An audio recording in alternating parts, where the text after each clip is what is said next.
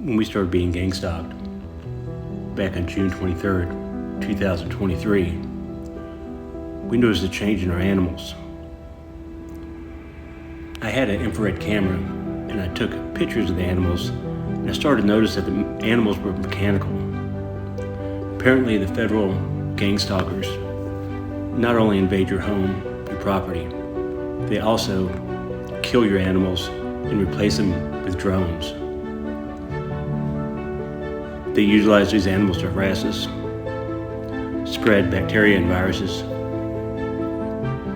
You can see the rooster on the right and the hen on the left.